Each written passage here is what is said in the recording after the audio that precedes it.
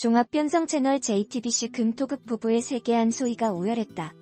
부부의 세계 측은 9일 한소희를 비롯한 김희애, 박혜준의 변화가 담긴 사진을 공개했다.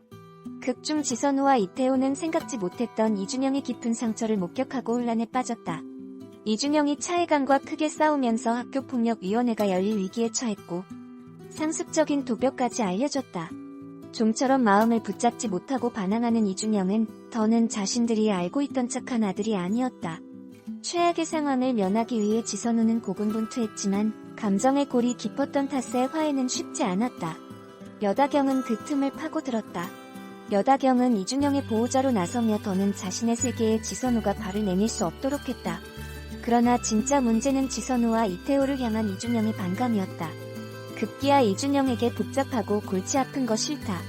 엄마만 없으면 간단해질 것 같다는 충격적인 메시지를 받은 지선우.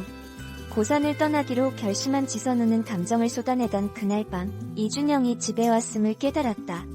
지선우와 이태호는 자신들의 남긴 아들의 상처를 마주하며 깊은 혼란에 빠졌다. 그런 가운데 공개된 사진 속 고산을 떠나기로 한 지선우가 짐을 챙겨 병원을 떠나는 모습이 포착돼 궁금증을 고조시킨다.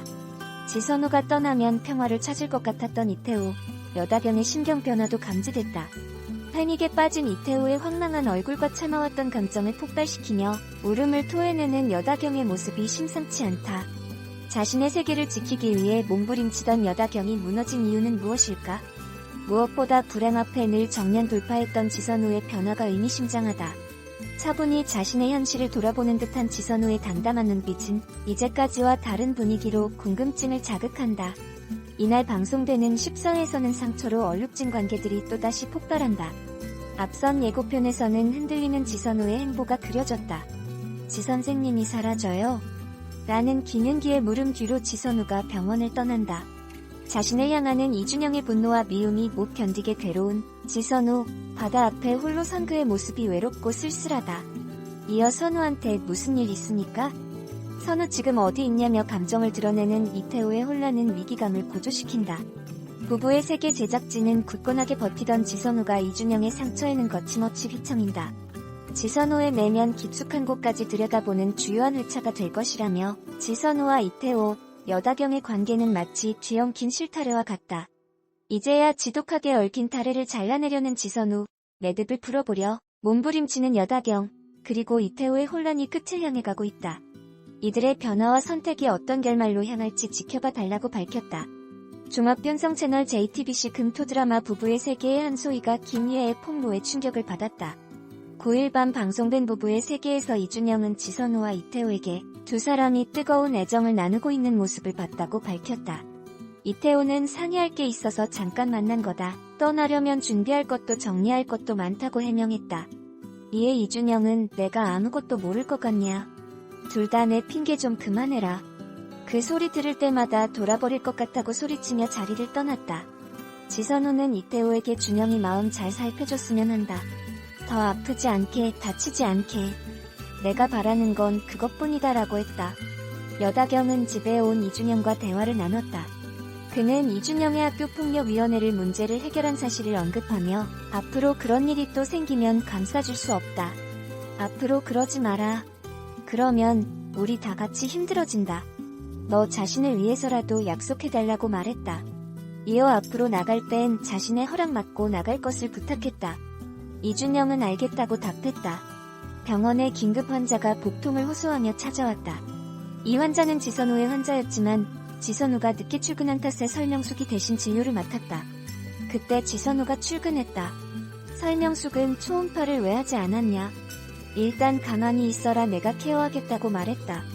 환자의 보호자는 지선우의 진료실로 들어가 오진을 지적했다. 설명숙은 보호자에게 오진이라고 하기엔 무리가 있다며 차트에 산부인과 검진 유망이라고 되어 있는데 환자가 그런 이야기 안 했냐고 물었다. 보호자는 못 들었다며 지선우에게 못 들었다. 만약 수술까지 하게 되면 당신 가만두지 않겠다고 경고했다.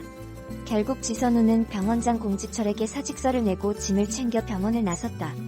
여다경은 여우의 모임에서 지선우가 병원을 그만두고 고산을 떠날 것이라는 소식을 전해 들었다. 여다경은 이태호에게 이준영의 상담을 예약했다고 전했다. 이태호는 상담을 받아야 하냐? 도둑이라도 된다는 소리냐라며 믿고 기다려주면 좋겠다고 했다. 이를 들은 여다경은 전문가의 도움받는 게 뭐가 나쁘냐. 도움을 주고 싶어 이리저리 알아본 거다. 지금은 준영이 생각만 하자고 말했다. 이준영의 상담을 두고 분위기가 냉랭해졌다. 이태호는 여다경에게 내가 준영이 상담을 데리고 다니면 되냐며 화해를 시도했다. 여다경은 나중에 제니가 커서 말썽 피우면 똑같이 할 거다라고 말했다. 그때 하나씩 제자리를 찾아가고 있다. 이제 우리는 완벽할 거다라는 여다경의 내레이션이 들려왔다. 손재혁과 고일임의 사이는 좋아졌다. 고일임은 손재혁의 사무실을 찾았고 두 사람은 함께 연주회를 보며 데이트를 즐겼다. 설명숙은 병원 부원장이 됐다. 지선우는 마강석의 병원을 찾았다. 마강석은 잠시 밖을 나가 김윤기에게 지선우가 자신과 함께 있음을 알렸다. 지선우는 마강석에게 왜 잘해보려고 하는 것마다 망치는 걸까? 내 남편, 자식 지키고 싶었던 것들마다 다 놓쳤다고 털어놨다. 마강석은 그런 지선우에게 집착은 독이다라고 조언했다. 이에 지선우는 제가 못 견디겠는 건 아이가 절 미워한다는 거다.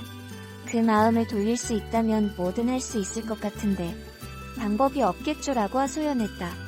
마강석은 버티고 살다 보면 가끔 볕들 날이 있다고 위로했다. 지선우는 버티기에는 지쳤다. 나 하나 없어지면 다들 편해질 것 같다. 나도, 준영이도 이태우도 라고 이야기했다. 다음날 마강석은 지선우가 숙소에서 사라졌다는 사실을 알게 됐다. 그는 지선우가 전날 했던 발언들을 떠올리며 불안한 마음에 지선우를 찾아 나섰다. 그리고 이 사실을 김윤기에게 전했다. 김윤기는 진료를 취소한 채 병원 밖으로 나갔다. 그때 설명숙을 만나고 있던 이태호가 이 사실을 알고 지선우를 찾아 나섰다. 그 시각 지선우는 바다에서 홀로 시간을 보내고 있었다. 그는 모래사장 위에 겉옷을 벗어놓고 한 발짝 한 발짝 바다로 걸어 들어갔다. 김윤기는 지선우의 겉옷을 발견하고 애타게 지선우의 이름을 불렀다. 그때 김윤기는 물에 빠진 지선우를 발견하고 바다로 뛰어들었다. 목숨을 구한 지선우는 정신을 차린 뒤 김윤기의 품에서 눈물을 흘렸다.